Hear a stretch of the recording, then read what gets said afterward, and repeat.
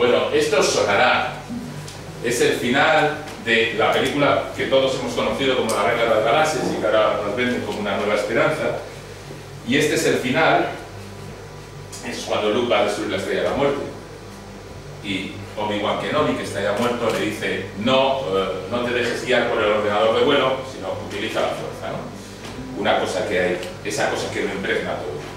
Y el final del Retorno al Jedi, el final bueno, es este, en el que aparecen, digamos, Anakin Skywalker, Yoda, los espíritus de Anakin Skywalker, de Yoda y de Obi-Wan. Es decir, hasta en una cosa tan moderna, entre comillas, como La Guerra de las Galaxias, que todos sabemos que es un remedo de diferentes tradiciones y que lo que intenta George Lucas es crear un cuento de hadas contemporáneo, hay espiritismo. Hay espiritismo y en este caso el medium es Luke, ¿no? Luego habrá otros mediums, porque en el Imperio Contraataca, os acordaréis, hay un momento en el que Leia recibe el mensaje de Luke que está colgado de la ciudad de las nubes a punto de caer y entonces da vuelta al halcón milenario y le recoge. Es decir, en estas películas supuestamente tecnológicas, tan modernas, el espiritismo está presente. El espiritismo, tal y como lo conocemos hoy en día, es decir, que cualquiera, que no sea una cosa, digamos, limitada a sacerdotes, a chamanes, a brujos, sino que hay gente, pues como Andermen, que va supuestamente la ama de casa, o cualquiera que puede ponerse en contacto con los muertos, es una cosa relativamente reciente en contra de lo que podemos pensar. Antes eran brujas, sacerdotes, chamanes. De repente, el espiritismo nace hacia mediados del siglo XIX. Nace en una zona que es el estado de Nueva York, cerca de los Grandes Lagos, en una zona en la que hay un montón de poblaciones en las que surgen un montón de sectas protestantes. Y en un momento determinado, en diciembre de 1847, se mudan a una casita que es esa, una familia formada por un herrero, su mujer y sus dos hijas pequeñas, de cuya edad nunca me acuerdo, pero que tenían 11 y 14 años, por eso lo pongo ahí, porque es que no me acuerdo de la edad de Kate y Maggie, siempre me digo cuál es Kate y cuál es Maggie, y eso ya me moriré diándome, ¿no? Se mudan ahí a Hydesville, que es un pueblo, es un poblacho, que se llama Hydesville porque el tipo que lo fundó se apellidaba Hydesville, puso una taberna, y entonces les fue bien, ¿no? Se mudan a esa casita en diciembre, y empiezan a construir la granja familiar.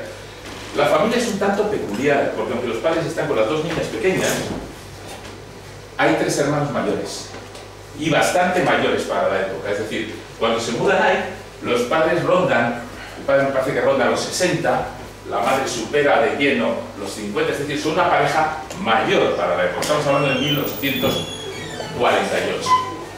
Entonces se mudan ahí con la idea de, tenemos cerca a los hermanos, en caso de que nosotros muramos, las niñas pueden ir donde los hermanos. Se mudan ahí, están ahí y están construyendo una granja. Pero llega el invierno, entonces dejan de construir la granja. Y en marzo, a finales de marzo de 1848, el 30 de marzo en concreto, a la noche, están en esa cabaña y empiezan a escucharse ruidos raros, ruidos como golpes también, como rebotes, como si tiraras algo muy sólido al suelo, como si algo se arrastrara, etc. Y al día siguiente se vuelven a escuchar los ruidos y la madre va a la cama donde están las niñas. Los niños de repente, entonces siguen escuchándose como ellos lo definen como raps, como chasquidos, es una especie de crujidos, arrastres. Eso suele ser ideal para eso, ¿no? Y en un momento determinado la madre le pregunta al ruido, o sea, en ese momento dice: si eres un espíritu, da 2 golpes. Y oye, claro, la madre era una mujer muy supersticiosa. Es noche del 31 de marzo al 1 de abril, y esto tiene su importancia. Entonces, esa conversación, si eres un espíritu, da 2 golpes, le empieza a preguntar al espíritu: ¿cuántos años tienen mis niñas? Y el espíritu empieza a dar 11 golpes, 14 golpes. ¿Cuántos niños tengo? ¿Cuántos niños tiene el de la granja de al lado? Tantos. ¿Cuánta gente vive en la granja de la familia tal? Tantos. Y sigue acertando el puñetero espíritu. La mujer se asusta y sale a todo correr de allí a buscar a los vecinos. Ahora es muy fácil, ahora todos vivimos, irías y saldrías al descansillo y llamarías al vecino abajo. Pero se va a la granja y va y dice, y se va donde los vecinos y empiezan a llegar los vecinos a la casa. Y claro, y siguen repitiéndose los golpes con las niñas. Y entablan una conversación de un modo relativamente complicado y llegan a la conclusión de que es el espíritu de un buhonero que se llama Charles de Rosna, que dice, mira, yo vine aquí a esta casa hace mucho tiempo y me mataron y me enterraron en el sótano. Y entonces se ponen como locos a esa misma noche a excavar el sótano, le sale agua y se va al garete. La madre se lleva a la familia, se lleva a las niñas a casa del hermano, de un hermano que vive cerca, y con las niñas se van los ruidos. De tal manera que en la nueva casa, en la casa del hermano, empiezan a haber ruidos. Y el hermano inventa un método de comunicación con los espíritus, porque para aquel entonces está claro que son espíritus. Entre otras cosas, porque el buhonero les dice, yo no me acuerdo de qué secta son, hay decenas de sectas en ese momento de la región, pero les dice, casualidad, que la religión buena es la suya, ¿no? Está todo muy claro. Entonces, cuando van a la casa del hermano, el hermano inventa un método que es, frente a los golpes, que son muy incómodos, y nada más golpes, y sí y no, dar los golpes, dice, bueno, yo voy diciendo el alfabeto, A, B, C, D, G, y entonces me va respondiendo. Entonces van componiendo frases, es muy, muy trabajoso, van componiendo frases.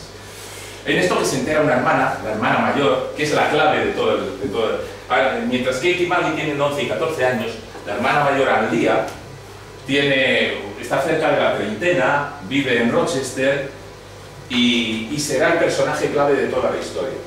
Anlia hace un periplo por un canal desde Rochester hasta Hightsville, por canales, con una hija que tiene la misma edad que las niñas, que es de la misma quinta que las niñas. Llega allí y se lleva a una de las niñas a Rochester, las separan a las hermanas. Cuando separan a las hermanas y se llevan a Rochester, de repente, Anlia, que escribe luego años después ese libro, que es el vínculo, el enlace perdido del espiritismo, Anlia cuenta en ese libro como la primera noche, según llegan allí, hay un auténtico festejo espiritista en su casa de Rochester. Bueno, hasta que punto dice, los espíritus montan una fiesta, se les oye subir las escaleras, bajar las escaleras, levitan. De hecho, esa imagen es de lo que supuestamente pasará después. Inmediatamente, Anlia se trae a la otra hermana, tiene las dos, y empieza a montar sesiones espiritistas gratis. Hay periodistas locales, hay abogados locales que empiezan a ir. Y el negocio de Anlia, que estaba separada y que era dar clases de piano, se va al garete, ¿no? Se va al garete y entonces Bush dice, ¿y cómo no ganamos la vida? Y en un momento determinado los espíritus le dicen, cobra. Pero le dicen los espíritus, cobra.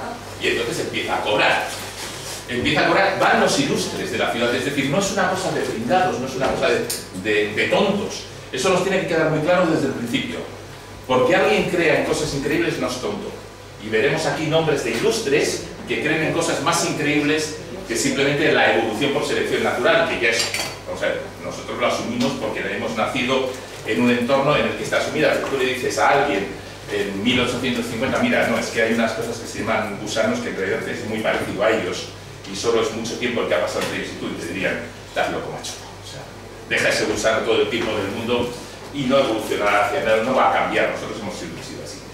Bueno, pues va gente muy ilustre y en un momento determinado le dice uno de los ilustres, bueno, igual podemos hacer una demostración pública, y alquilan un salón que se llama el Salón Corintia. El Salón Corintia tiene capacidad para 400 personas y lo llenan 3 noches seguidas. Me parece que $1/4, es una pasta para la época. Para ese momento ya estaban cobrando en las sesiones privadas de espiritismo, estaban ganando entre $180 de la época, la cantidad de poco hay, entre $100 y $180 de la época, que traducido al dinero actual sería por noche entre $2.000 y $3.000. Estamos hablando de 1848, 1849, cantidad que no está nada mal. Cuando están actuando en el Corintia, se monta un comité, claro, de repente los lugareños dicen, igual aquí, truco. Y entonces montan 3 comités. Y 3 comités las examinan 3 noches seguidas a las niñas y no encuentran ninguna manera en que las niñas puedan hacer nada. Luego se comunican con demás. Hay un chico, un médico, que encuentra una manera. Y entonces dice, bueno, vamos a hacer una cosa, le cogemos a las niñas, se sientan y les inmovilizamos las piernas y los pies. Efectivamente, cuando hace eso, Los raps desaparecen. Pero cuando hace eso, lo que ocurre es que dicen las niñas que sienten un terrible, qué dolor, y parte del comité dice, es que les está sometiendo a abusos prácticamente, ¿no? Les está provocando dolor, eso no puede ser. Entonces, él está convencido de que las niñas hacen los ruidos con las articulaciones, con los dedos de los pies, con los tobillos y con las rodillas. Pero no consigue convencer a la gente, y el comité llega a la conclusión de que las niñas en realidad se comunican con los espíritus. Las niñas tendrán un padrino, un periodista de Nueva York muy famoso en la época y muy influyente, al que ponen en contacto con su hijo que ha muerto poco antes, un hijo de 5 años. Para explicar por qué tienen éxito tan rápido las Fox, que rápidamente se convierten en estrellas y en Nueva York, digamos, alquilan habitación de hotel y ofrecen audiencias públicas, me parece que hoy en día mueren en España 3 o 4 niños por cada 1000 antes de los, o sea, esto que sea antes del año o algo así. Bueno, si os fijáis, los datos son terroríficos. En aquel entonces morían más de 200 niños por cada 1000 antes del año, si eran blancos. Si eran negros, morían más de 340 por cada 1000. Es decir, 1 de cada 3 niños negros que nacían en Estados Unidos moría antes de cumplir el año, y 1 de cada 5 niños blancos morían antes de cumplir el año. Imaginad lo que esto suponía en la cantidad de familias angustiadas y la cantidad de madres angustiadas. Y lo que hace evidentemente las hermanas Fox es poner en contacto a esas madres, a esos padres, como el periodista este, con sus hijos, que evidentemente les dicen desde el más allá lo habitual, lo que mismo que hoy dicen los medios. Es decir, papá, os echo de menos, papá, estoy bien, mamá, estoy muy bien, mamá, os quiero mucho, mamá, no os preocupéis por mí. Es decir, consuelan a los perdidos, a los padres. Evidentemente, claro, hay un mercado, y donde hay un mercado surgen otros, y se multiplica el número de mediums. Tanto se multiplica que solo 12 años después hay ya más de 1,5 millones de fieles, y hay, me parece que 40 y tantos mil mediums en Estados Unidos. La moda se exporta rápidamente, primero al Reino Unido, luego a Francia, luego a España, etc. Pero al final del siglo, en 1888, las dos pequeñas, Kate y Maggie, ya son mujeres de avanzada edad, han tenido vidas muy jodidas, realmente muy jodidas. Las dos están, digamos, destrozadas por el alcohol. Una de ellas se novia con un aventurero polar que además tiene mucho dinero, y el aventurero polar muere, y vuelven a Estados Unidos, viajan por el mundo y vuelven a Estados Unidos, y confiesan las dos, independientemente de la prensa, que el espiritismo, además lo dicen así, es el más infame de los pecados. Es una creación terrible, y la culpable es su hermana Lía. Nosotros hacíamos los ruidos, dicen, con las articulaciones de los dedos de los pies y con las rodillas. ¿Y por qué lo hacían y cómo lo hacían? Lo hacían, os he dicho, 31 de marzo, 1 de abril. El 1 de abril no es un día cualquiera, es el 28 de diciembre en gran parte del mundo, es decir, es el Día de los Inocentes. Y cuando la madre pregunta si eres un espíritu, dan 2 golpes, las niñas dan 2 golpes. El día anterior habían estado jugando con una manzana que tiraban al suelo con un cordel, y era lo que hacía los ruidos. Descubrieron cosas muy tontas, pero para ser vamos a ver, la presunción de que los niños son tontos es una presunción. Descubrieron cosas muy tontas, pero muy inteligentes. Descubrieron que si se apoyaban en el mamparo de los pies de la cama, y hacían chasquear los dedos, la madera de la cama transmitía el ruido. Si se apoyaban, entonces parecía que estaba el ruido en otro lado. Entonces ellas le engañaron a la mujer y dicen, mi madre era tan crédula que se lo creía. Ellas lo llegan a confesar así, lo confiesan en la Academia de Ciencias de Nueva York. Al-Día, por supuesto, se encabrona. Al-Día todavía vive, Al-Día ha hecho mucho dinero, Al-Día se convierte, con ese libro además, dicen, en la suma sacerdotisa del espiritismo. Los trucos que empleaban las Fox eran los ruiditos, que evidentemente, ¿cómo va a hacer eso una niña? Mira, lo bajitas que son, ¿cómo nos van a engañar a todos, no? Y empleaban los trucos clásicos de los mediums. Trucos clásicos de los mediums, desde ellas hasta Anne Germain, pasando por John Edward y pasando por cualquier medium que veáis en la tele, que son la lectura fría y la lectura en caliente. La lectura fría, ¿qué hacían? Se fijaban en las reacciones de la gente y le devolvían las cosas. le devolvían la información. Si tú ves a cualquier medium o a cualquier echador de cartas en la tele, yo os recomendaría que lo grabarais y que luego lo volvierais a ver. Al principio, a alguien que no está acostumbrado, vosotros no valéis, evidentemente, pero podéis hacerlo con alguien de la familia que no le importe. Es decir, ves al echador de cartas y ves cómo llama a alguien y dice, quiero saber esto sobre no sé qué. Entonces dice el echador de cartas, dice, bueno, pues esta persona tiene tal, no sé qué. Pues, y el otro, el interlocutor le dice, sí, sí, sí, y esto, ay, pues muchas gracias, me estás aclarando mucho. Cuando lo vuelves a escuchar, te das cuenta, y lo ves, te das cuenta de que no le está diciendo nada, está repitiendo lo que dice la persona o está yendo a lugares comunes. Por ejemplo, una cosa muy clásica, a mí me encanta, porque además es así, dice, hola cariño, ¿para qué llamas? A todo el mundo le llaman cariño, y dice, mira, no nos conocemos, no hay confianza, ni cariño ni leche, ¿no? ¿Para qué llamas? No, porque mira, tengo una hija de 15 años, Dios. O sea, ya le has dado un montón, un huevo de información. Tienes una hija y es adolescente.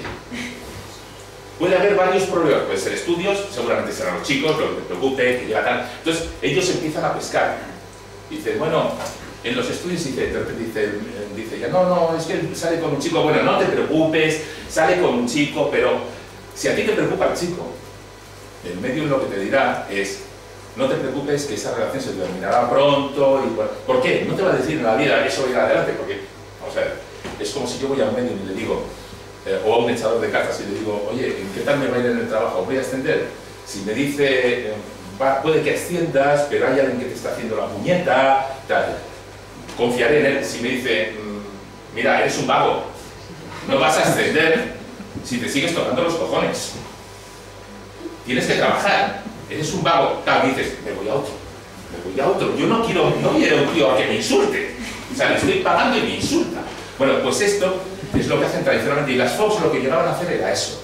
Evidentemente, las niñas sabían cuántos hijos tenía el vecino, conocían sus edades, sabían cuántos habitaban en la granja de los no sé qué, y cuando se presentaba alguien que no sabía y estaban en minoría, como cuando están en Rochester, una de ellas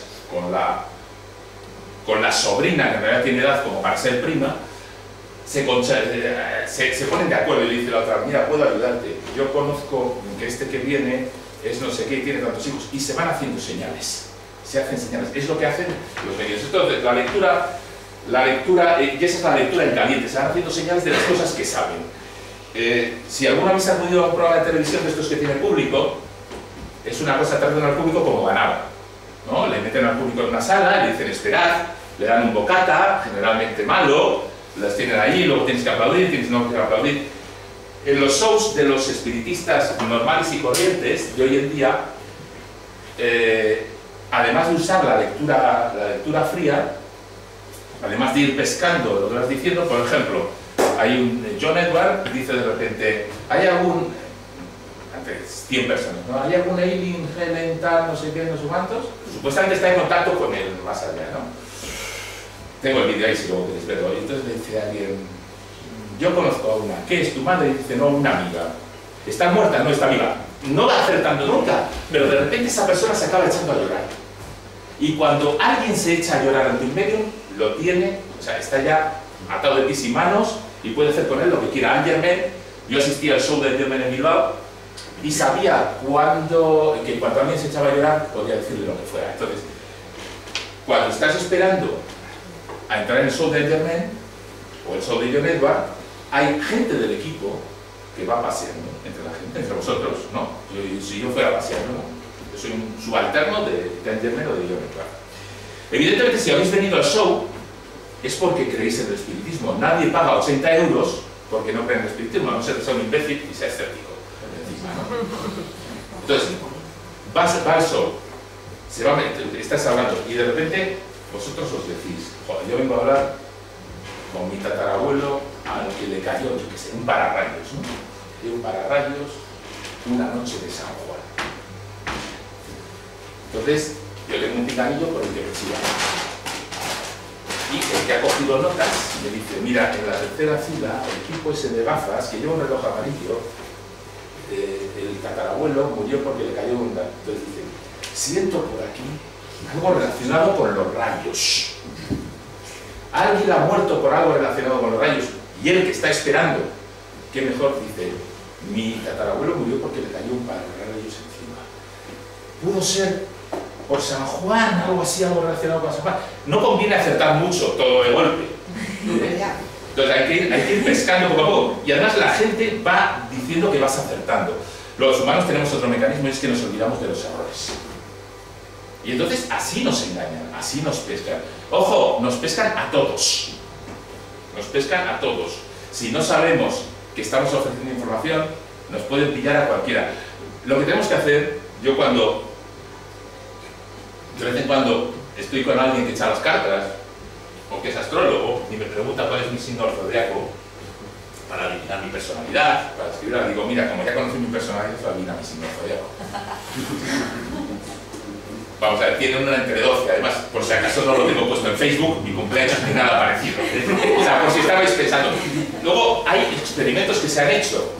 Un banco, me parece, una compañía de seguros belga, cogió y montó un tenderete en mitad de una plaza de Bruselas y puso a un tipo vestido de blanco y con largas melenas blancas, o sea, el típico brujo, y lo ponía así delante, ¿no? Y entonces el brujo entraba la gente y se sentaba y el brujo le decía un montón de cosas. Bueno, tú estás planeando un viaje porque te has ido a no sé dónde, pero ahora quieres ir a no sé qué, tal. La gente se quedaba acojonada. Hasta que en un momento determinado se cae el telón que tiene detrás y tiene a media docena de tíos en internet buscando toda la información. Es decir, pensad que todo aquello que tengáis publicado en los sitios es susceptible de que alguien lo haya pescado para digamos, poder engañarnos. Entonces, la lectura fría, la lectura en caliente, y nos quedamos solo con los aciertos. Bueno, Internet al final es una esfera de cristal, ¿no? Y funciona igualmente. ¿Perdona? Que Internet al final es una esfera de cristal, sí, ni más ni menos. Por eso también puede ser un sitio en el que tú puedes sembrar confusión, emitir información falsa y que luego te digan. De hecho, en el show de John Edward o el show de Peter Popoff, que era un curandero, un televangelista americano, que se ha visto la película Red Lights, Luces Rojas, hay un episodio en el que sale un televangelista que tiene nombre italiano y le dicen por el pinganillo: Pete, si me escuchas, si no me escuchas tienes un problema.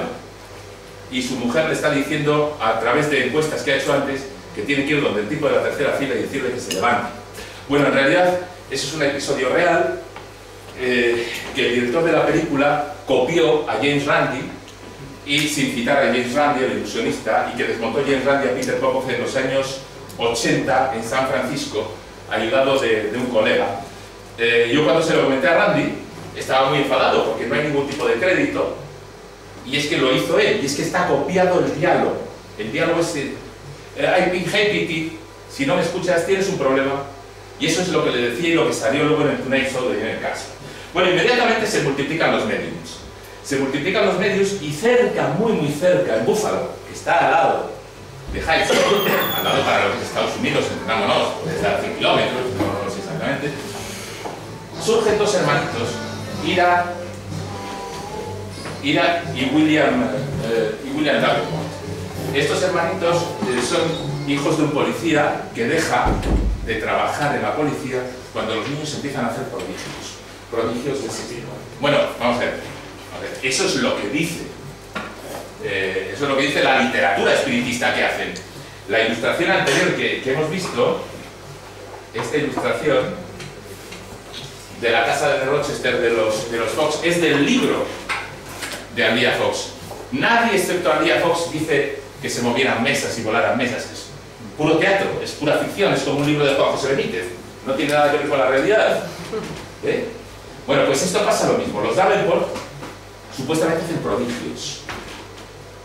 Supuestamente hacen prodigios. Y empiezan a hacer los prodigios, pues ellos nacieron más o menos cuando las niñas, empiezan a hacer los prodigios prácticamente a la misma época, 1850. Uno de los prodigios vamos a ver, que hay que olvidaros de esa mente analítica, escéptica, no los prodigios que hacían, uno de los Davenport, no me acuerdo cuál de los dos era, se reunían con la gente que iba a casa de su padre, en una sala grande, y entonces uno de los niños estaba en un extremo de la sala, sentado.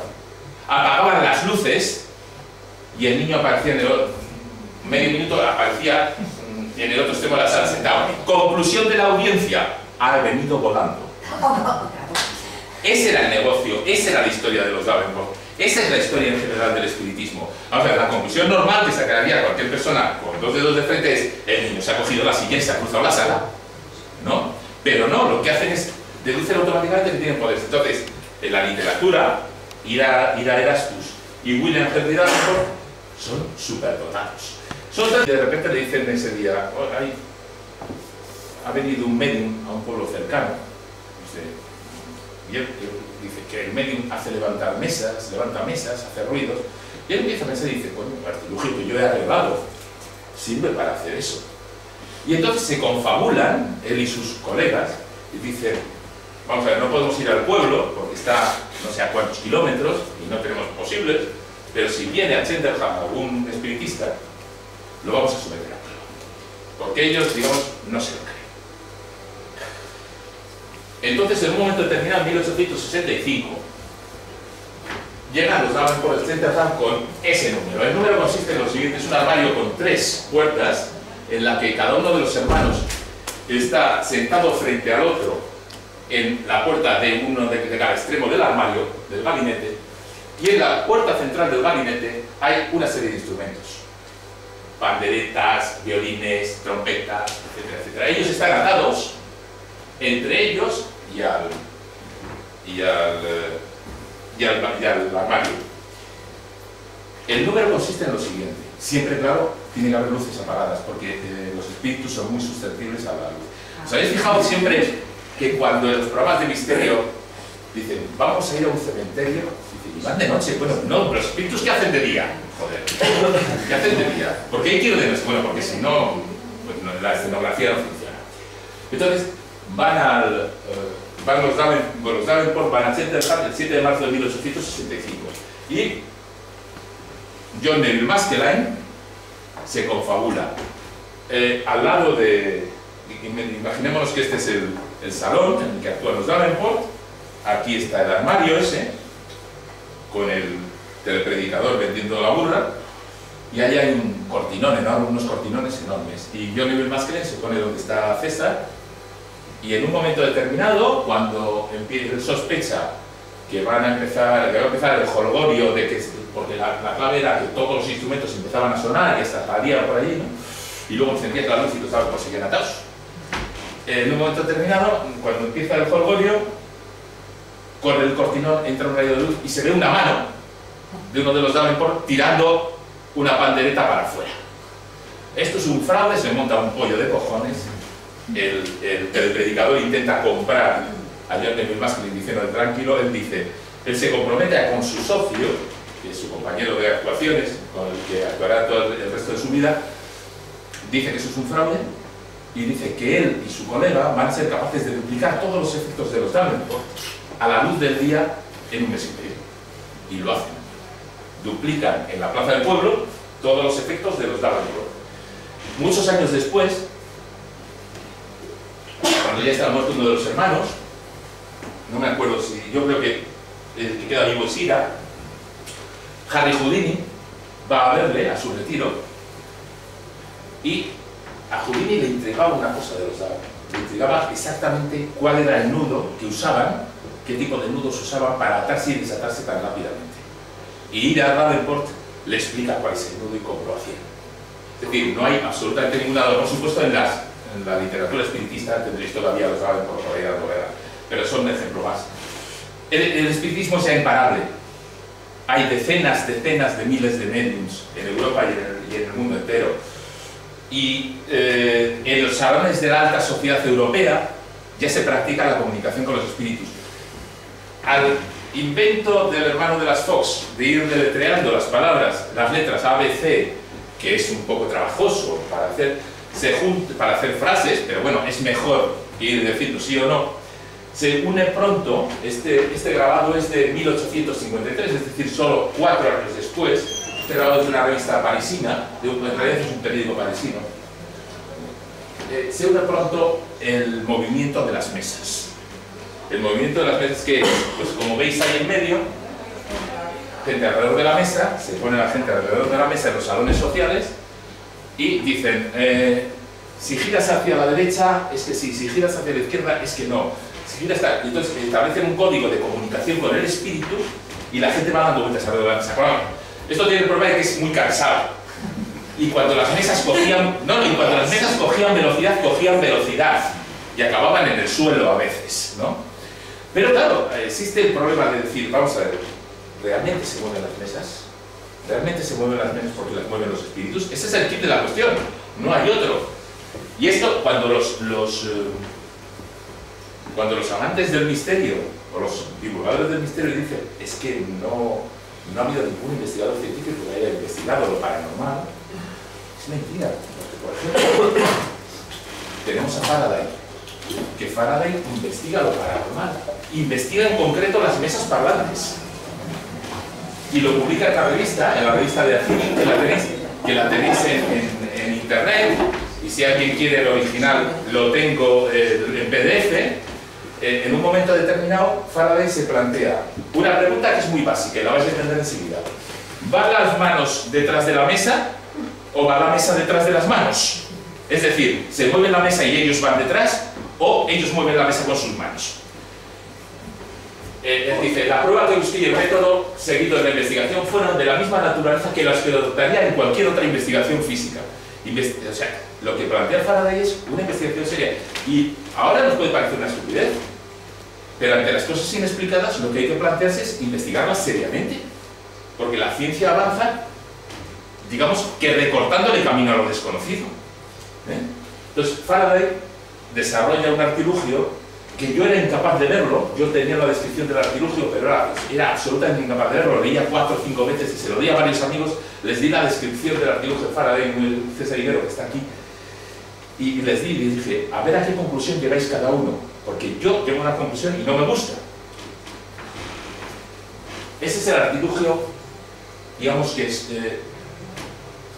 dos tablas, unas varillas, de tal manera que se ve si es la mano la que tira o si la que tira es la mesa de la mano. Si la mesa queda, digamos, si la mesa adelanta las manos. Faraday, cuando escribe, dice que él crea este artilugio y además con un indicador de hacia dónde va el empujón, crea este artilugio, y los que usa, los sujetos que usa para los experimentos son gente, dicen, sincera. Son gente que realmente cree, además les llaman movedores de mesas, me parece que es giradores de mesas sinceros. Y la conclusión a la que llega es que los giradores de mesas sinceros lo que hacen en realidad es mover la mesa por las expectativas que ponen ellos mismos en mover la mesa. Es algo absolutamente involuntario. Es lo mismo por lo que se mueve el vaso de la Ouija.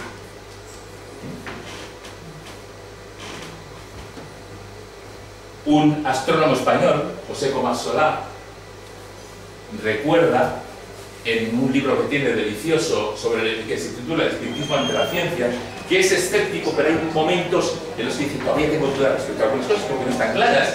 Recuerda cómo que la mesa se mueve porque la empujan a los concurrentes. Lo demostraron años atrás Chevrel, que es un investigador francés que tiene un libro dedicado a ello, Faraday y otros experimentadores. Es decir, no cualquiera. Estamos hablando de Faraday, señores, que no será el único. Y entonces dices, bueno, las mesas parlantes que seguirán funcionando en España, siguen funcionando, en España están funcionando, y hay un fenómeno de mesas parlantes en Francia y España brutal, reflejado en la prensa, reflejado en revistas y en todos lados, pero siguen siendo muy trabajosos, como os digo. O sea, hay que correr detrás de la mesa. O sea, si llegas a tener una edad, yo ya no corro detrás de la mesa, o sea, me arrastraría detrás de la mesa. Y entonces hay un momento en el que aparecen una cosa que se llaman tableros parlantes. Esto es una ouija, esta es la primera ouija, es de Kenar. Es la primera ouija, pero no aparecen así. Hay un momento en Estados Unidos, hacia 1870, en el que aparecen en diferentes sitios gente que dice, cogemos un puntero, apoyado generalmente con forma de corazón, con un lápiz en la punta y dos rueditas detrás, y nos vamos moviendo. No es la ouija tal como luego se patentará, pero se da en varios sitios. Esta ouija de Kenar es posterior, ya veis que tiene ya lo clásico, ¿no? Aparece hacia 1870 y un médico, William Benjamin Carpenter, otro investigador, en una revista Quarterly Review, se le ocurre un experimento cuando va donde unas señoras que mueven tranquilamente que se ponen en comunicación con los espíritus y componen frases, y dice, muy bien, te vendo los ojos. A lo que la espiritista dice, mira, pues casi que no. Hay diferentes métodos, vamos a ver. Lo que pasa es que no quiero dar detalles porque es una cosa que quiero escribir detenidamente. No solo hay diferentes métodos, sino que hay gente que ha usado la picaresca para no solo mover lo vendado, sino mandar mensajes por la ouija con las letras cambiadas, porque también le puedes decir, o con la ouija dar la vuelta, y simplemente con unos signos neutros o con una numeración, y esto, dice, bueno, pues hay gente que ha llegado a aprenderse cómo podía ser la numeración y a mandar mensajes de tal manera que alucinaban los que estaban al otro lado testándoles, ¿no? Y aquí dice como si se tratara de un telégrafo, decía William Benjamin Carpenter, ¿no? Esta es la patente de la ouija. La patente de la ouija, que no me acuerdo de qué año es, pero de 1891. Es que no veo bien. Esta es la patente de la ouija. Es la patente oficial en Estados Unidos, que pone juguete o juego de J. Bond. En ningún momento en la patente de la ouija se dice que sea para comunicarse con los espíritus. Es un juego. ¿Qué es un? Bueno, es un juego en el que se supone que es la gente la que mueve el indicador. Y así queda la ouija durante décadas. Es decir, todo esto que dicen en los programas de televisión y de radio, cuidado con la ouija, que es muy peligrosa. Bueno, durante décadas estuvo la gente jugando con la ouija diciendo, bueno, es un juego, nada más, y se mueve como la mesa por las expectativas que ponemos los humanos en moverla. Entonces se mueve como la varilla del Fabri. El Fabri se mueve por la expectativa que tiene el Fabri de que aquí haya agua, pues entonces la mueve. Bueno, la ouija es un juego del que primero pasa por Kennard, que abre 3 fábricas de ouijas en Estados Unidos, en el MAS, en el momento de más auge. Luego es de Parker, los del Monopoly, y ahora me parece que es de Astor. Es un juego muy rentable. Y la ouija, bueno, aquí tenemos una ouija que brilla en la oscuridad, ¿no? Y la ouija, de hecho, no es nada mala, hasta una película, que es El Exorcista. Es a partir del Exorcista cuando, en este momento es cuando la madre está con la niña y les dice que detecta esa ouija, como veis, es muy parecida, si no es una reproducción exacta de la primera, de la de Kennard, que se pone en comunicación con algo, ¿no? Y es a partir de ese momento, 1973, cuando la ouija se convierte en algo malévolo, y cuando los charlatanes del misterio dicen es que la ouija te puede provocar problemas. No, seguramente los problemas los tenías ya antes. A todo esto conviene recordar que El Exorcista es una película basada en hechos reales, es verdad, pero que el protagonista es un chico, que el chico tiene graves problemas psiquiátricos en el mundo real, que el chico soluciona sus problemas psiquiátricos, que no da vueltas la cabeza, que no vomita no sé qué, que no mata a nadie, que no habla lenguas extrañas, y que acabó siendo controlador de vuelos espaciales de la NASA. Es decir, esa es la realidad. En la película es que es una película. Claro, lo que puso de moda El Exorcista fue el basado en hechos reales. El basado en hechos reales, que por otro lado el autor, William Peter Blatty, es bastante meapilas. Todavía hoy en día, sí, le ha montado algunos pollos a la universidad por cosas que no le gustan. Entonces, la ouija avanza y en 1887 hay una carta en una revista espiritista, Light, se llama la revista, también está en internet. También tengo copia del PDF por ahí guardado, porque a veces cuando cuesta más encontrarlas aunque sepas que existen. Hay una carta de un tipo, el tipo 6 meses después publicará un libro que se llama Estudio en Escarlata, se llama Arthur Conan Doyle. Ese tipo dice que está absolutamente seguro de que la existencia puede existir al margen del cuerpo y que está absolutamente seguro de que el espiritismo funciona. 1887. Tradicionalmente se ha dicho que Arthur Conan Doyle se convierte al espiritismo después de la Primera Guerra Mundial, porque muere un montón de familiares suyos en la guerra, ¿no? Arthur Conan Doyle es espiritista en 1887, antes de publicar la primera novela sobre Sherlock Holmes, y de hecho se dedica durante años a ir investigando casas encantadas. O sea, Arthur Conan Doyle podía ser un periodista del misterio de finales del siglo XIX, tranquilamente iba de casas encantadas y se tragaba absolutamente todo. Cuando muere su primera esposa a principios del siglo XX, su segunda esposa es una medium. Se casa con ella y protagonizará con ella un momento clave en la historia, digamos, del espiritismo y clave sobre todo en la historia de la magia. Arthur Conan Doyle forma parte de la Sociedad de Investigación para la Investigación Psíquica, que es no sé cómo decirlo, es que es el equivalente en lo paranormal a la Asociación Americana para el Avance de la Ciencia. Todavía existe la Sociedad para la Investigación Psíquica y es una sociedad muy importante y tenía su sede en Londres, creo, todavía. Y él, en un momento determinado, cuando la Primera Guerra Mundial mata a un montón de gente, a millones de personas, pierde a varios familiares, y el espiritismo surge el segundo boom. El primer boom del espiritismo es con la gran mortalidad infantil, el segundo boom del espiritismo es con la Primera Guerra Mundial. 16 millones de muertos. Imaginad la cantidad de gente desesperada que ha perdido a hijos jóvenes en los frentes o que ha perdido en batallas de todos lados, ¿no? O por enfermedades. Son los años también de la gripe española y cosas así. Ese cartel es de Arthur Conan Doyle en uno de sus viajes, como él dice, prácticamente de misionero del espiritismo. Arthur Conan Doyle hace 3 viajes de misionero del espiritismo por Estados Unidos, Estados Unidos, Canadá, Australia y África, en los que va difundiendo la buena nueva, lo que él para es la religión espiritista, que hay una vida después de la vida, que esa vida es gozosa y que es compatible con las creencias de la religión católica y todo esto, ¿no? Si no, hubiera tenido posiblemente problemas. Esa es una conferencia que, bueno, ya había escrito un libro, que es La Nueva Revelación, luego publicará en 1926, en 2 tomos, la historia del espiritismo, en la que cuenta todo lo que os he contado y muchísimo más, siempre desde una perspectiva muy creyente, totalmente creyente y nada crítica.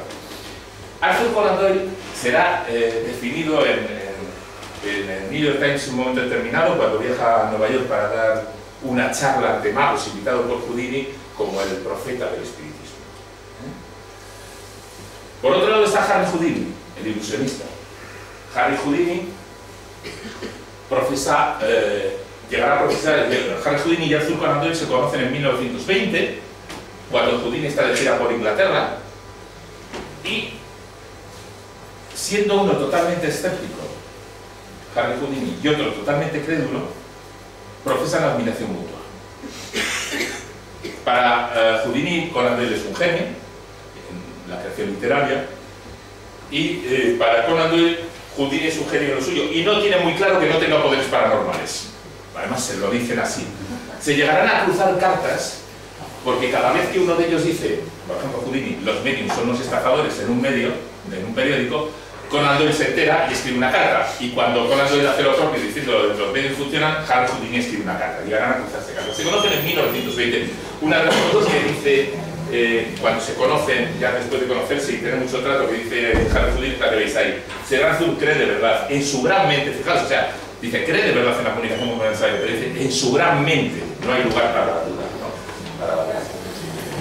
Harry Houdini ha tenido durante la mayor parte de su vida tiene una situación ambigua respecto al espiritismo. Sabe que existe, sabe que es un timo, pero tampoco le preocupa mucho. De hecho, hay un momento en el que él cambia, es antes de conocer a Conan Doyle, cuando muere su madre, esa fecha, el 17 de julio de 1913. Entonces Harry Houdini, digamos, sufre la caída del caballo. ¿Por qué?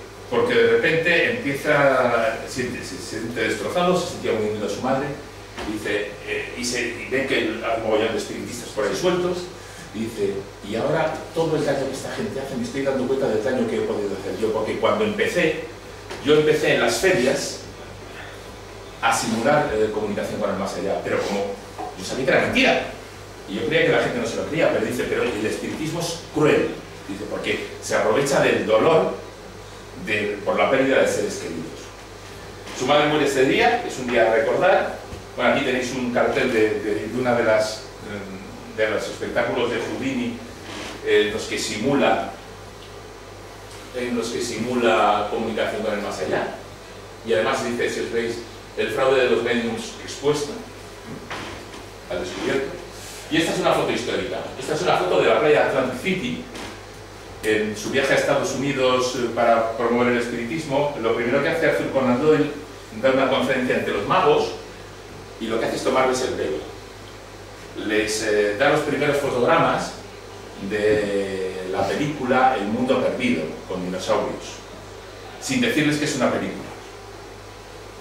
Y entonces, hasta sale en el New York Times, dice, esto es un producto de una comunicación con el más allá, ¿no? Y los magos alucinan, ¿no? Y el New York Times, con el gran profeta del espiritismo, es muy divertido, ¿no? De esto mal pelo.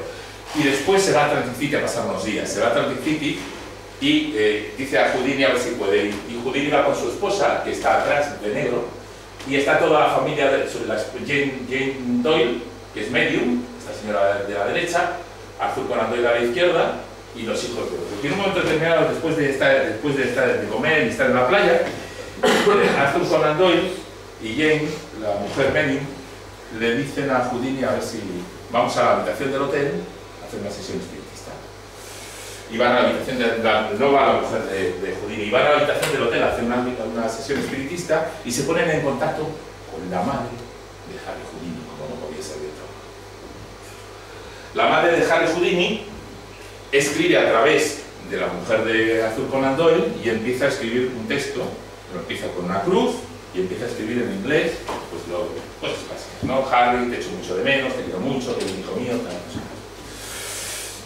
Es el día en el que se rompe la amistad, por eso, entre Harry Houdini y Arthur Conan Doyle, porque Jane Doyle comete 3 errores. Pone una cruz y la madre de Houdini era judía. Escribe en inglés. Houdini, como se dice, era de origen húngaro y su madre nunca supo hablar en inglés, ni una palabra de inglés. Y es el 17 de julio, el aniversario de la muerte de la madre, y no hay ninguna referencia en la comunicación con el más allá a que ese día, hijo, hace 9 años te dejé, aquí estoy, ninguna referencia. Entonces, Houdini, digamos, que ya no creía, que ya se dedicaba a desenmascarar mediums, a partir de ese momento se rompe la amistad entre los dos. No llegará a conocer Houdini porque muere antes, no llegará a conocer la obra magna de Arthur Conan Doyle sobre el espiritismo. Pero Houdini, en su momento de desenmascaramiento, y ya estamos llegando, creo que casi al final, bueno, muy bien, ¿no? Estoy corriendo mucho. Bueno, no estoy corriendo mucho, si está difícil. Hay un momento clave en el que entra España en juego, en la vida de Harry Houdini. Ese gigantón, que es grande, Houdini tampoco era un chicarrón del norte, ¿no? Pero el gigantón es Joaquín María Argamasilla de la Cerda y Helio. Tiene en ese momento 18 años, es descendiente de un noble navarro carlista, Joaquín, el marqués de Santa Cara, que es autor de un libro sobre la metapsíquica. La metapsíquica es como se llamaba la parapsicología en la primera mitad del siglo. Bueno, la llamaban así porque la bautiza así Charles Richet, premio Nobel de Química, bautiza así, y de hecho Richet es también el que da el nombre a la palabra ectoplasma, procede de él. Entonces, en un momento determinado, Joaquín María Argamasilla, el padre, lo cuenta en uno de sus libros, cuenta como en un momento determinado se da cuenta de que su hijo tiene visión de rayos X. Sí, es la leche. Entonces, puede ver a través del metal. Lo único que me parece que no puede ver es a través de cosas pintadas, pero puede ver a través del metal. Entonces, se convierte en una atracción en el Madrid de la época, se convierte en una atracción a la que van científicos como Cabrera, el físico Cabrera, que fue maestro de ceremonias de Einstein en España, guía de Einstein en España, van inventores, Ramón María del Valle Inclán, Negrín. Se convierte en un centro de peregrinación en la casa del marqués de Santa Cara. Y en un momento determinado él le escribe a Richet, que es el pope de la metapsíquica, y le dice que quiere que someta a su hijo a pruebas en París. Pero se le cruzan los yanquis, y los yanquis le dicen, queremos someterlo a pruebas en Estados Unidos. Claro, evidentemente mandan al niño a Estados Unidos, ¿no? Bueno, el niño, el chicarrón lo mandan a Estados Unidos. Lo mandan a Estados Unidos, le someten a una serie de pruebas y de repente se somete a pruebas con Harry Houdini en un hotel de Nueva York. Básicamente, los dos trucos o los dos fenómenos que consigue hacer nuestro amigo Joaquín María es, le ponen una caja como esa, con un mensaje dentro, y él, con los ojos vendados, es capaz de leer lo que dice dentro de la caja. Y le dan un reloj de los de tapa, de toda la vida, que se llevaban antes, le ponen el reloj así, le mueven las manecillas y es capaz de decir a qué hora marcan las manecillas. Houdini, en un panfletillo que tiene 30 páginas, me parece, o algo así, 32 páginas, que es dedicado a una medium, Margery, y lo dedica también a Argamasilla, el famoso español que ha asombrado a científicos de Europa y América con su afirmación de visión de rayos X. Porque claro, cuando llega a Argamasilla, donde Houdini llega con un montón de cartas, en las que Richet dice que es la leche, Richet dice que es impresionante, que tiene todos poderes, ¿no? Entonces lo somete a pruebas en un hotel, y Houdini ve cuáles son los trucos. Y los trucos de Argamasilla, que los desvela en este libro, son simplemente, como todos los magos que lo saben hacer, no se ven bien, o sea, le queda una rendija por aquí abajo, siempre tiene que haber mucha luz donde esté y siempre tiene que estar la apertura de la caja de cara a él. Entonces es capaz de adivinar, y lo mismo hace con el reloj. Cuando Houdini le dice, bueno, pues ahora vamos a probar con esta caja que está cerrada de otro modo, Argamasilla dice que no es lirones, ¿no? Y hay un momento determinado en que Houdini duplica los trucos y se confunde, y en vez de, no me acuerdo si en vez de decir que las manecillas del reloj marcan, y eso le sirve a Argamasilla para decir que Houdini la ha cagado, en vez de decir que las manecillas marcan las 11:05 o la 1:05, dice las 10:10, ¿no? Pero bueno, es un matiz, claro, al fin de cuentas las manecillas estaban así. Houdini desenmascara en este libro, que solo está publicado en Estados Unidos, el precio de $1, 1900, será 24. ¿Sí? Y esto es lo que traduce, lo que inmediatamente llega a España a través del corresponsal del diario ABC. Argamasilla ha salido de Estados Unidos con el rabo entre las piernas, corriendo, como un engañador, como un estafador, como un espabilado. Bueno, se ríen de él. El español con rayos X en los ojos es un fraude. Sin embargo, en ABC, el corresponsal dice: todos los grandes medios norteamericanos han proclamado el triunfo de Argamasilla y se burlan dolosamente del atrevido Houdini. Vamos a pensar, no hay internet, no hay nada. Claro, podría haber salido bien Argamasilla, podría haber vuelto el orden de multitud a España, pero tiene un problema. Y es que siempre hay algún malvado científico en medio. Hay dos grupos de gente, dos grupos de científicos y de intelectuales en la época que se ocupan del caso. Arriba están los que creen: Blas Cabrera, Torres Quevedo, médicos Valle Inclán. Abajo los que no creen: Gonzalo Rodríguez Lafora, un discípulo de Santiago Ramón y Cajal, que de hecho Ramón y Cajal en un momento determinado está implicado en que igual haría ahí se dice, no está confirmado, que quiso hacerle un test a este hombre, porque Ramón y Cajal también se ocupó del espiritismo, pero igual escribió sobre él, pero escribió sobre él que eso no tenía ningún fundamento. Y que iba a hacerle un test ante la reina, pero no lo consiguieron, ¿no?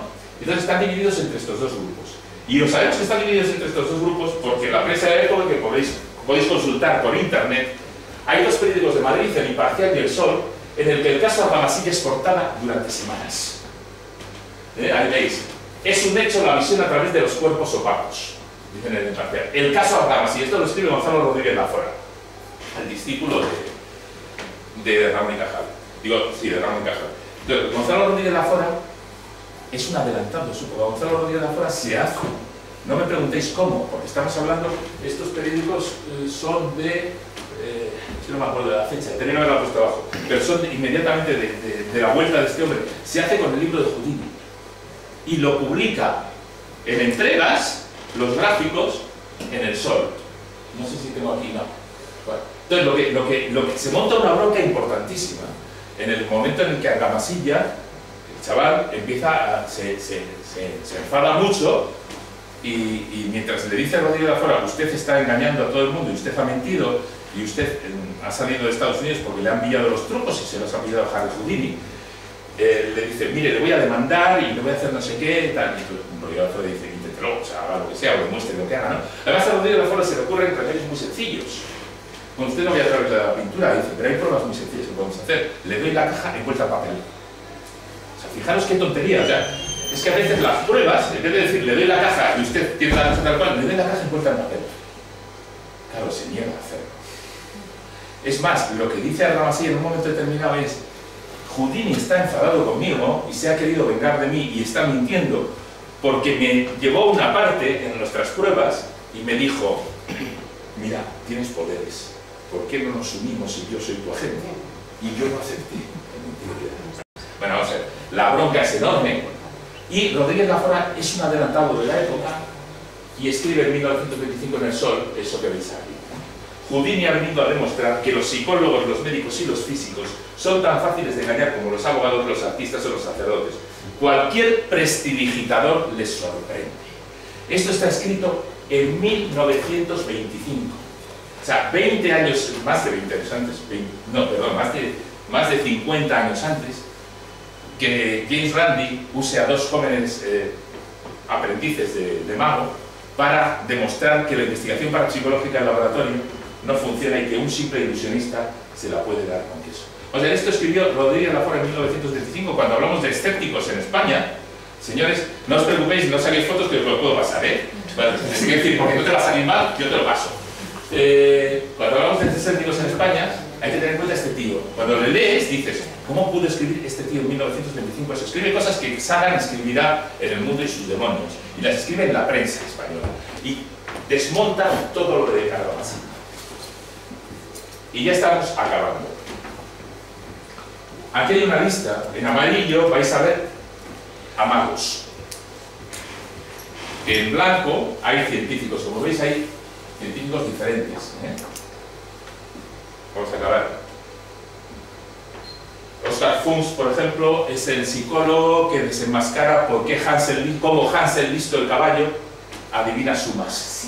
Es una historia apasionante la de Hansel Listo. Es una historia de un caballo que dice 2 más 3 y ahí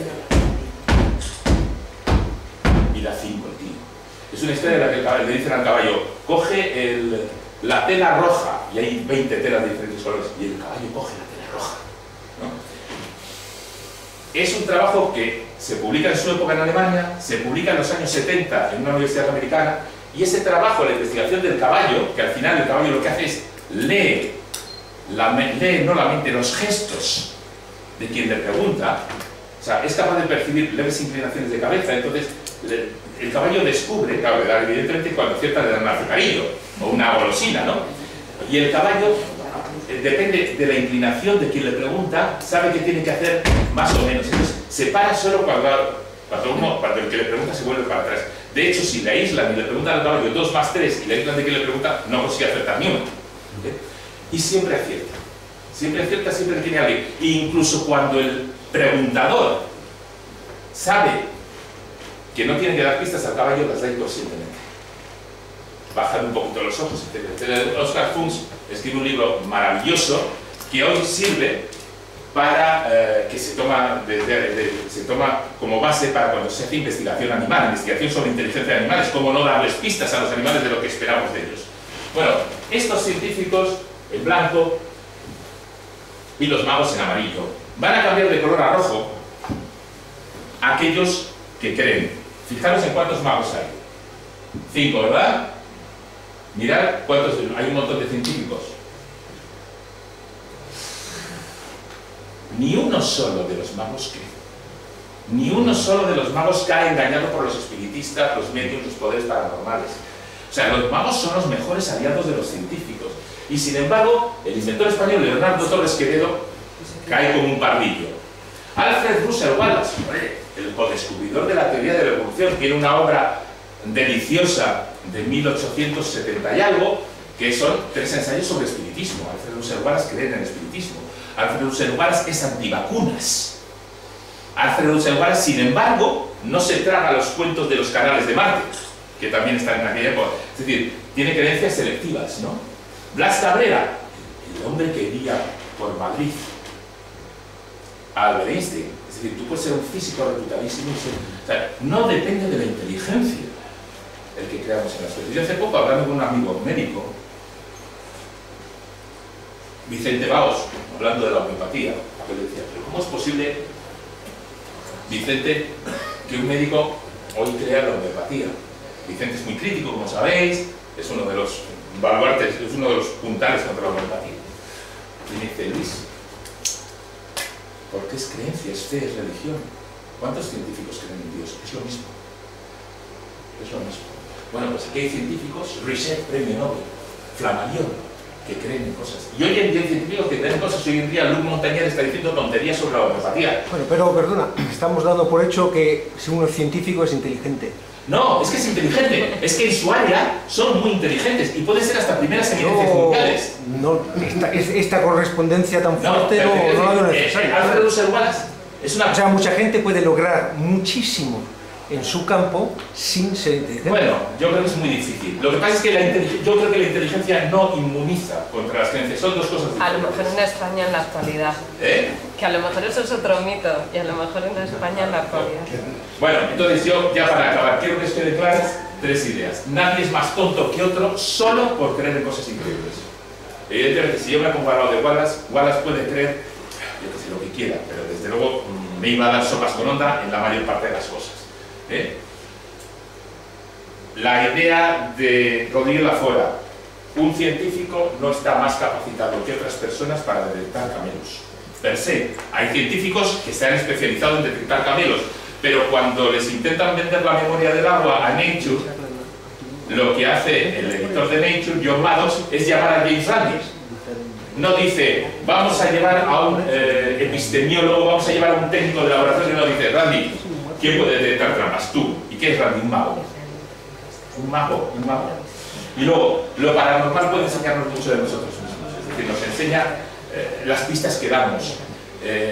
Yo he aprendido más de muchas cosas, leyendo sobre el caballo este maravilloso, Hans, que es una historia maravillosa, o sobre la Ouija, cómo funciona la Ouija, que en 5000 sesudos tratados de no sé qué. O sea, y luego puede ser un gancho muy atractivo para enseñar a la gente cosas. Me da igual que sea historia, que sea psicología, que sea biología, que sea astronomía. Y nada más. Ahora hablamos de lo que queráis. Muchas gracias.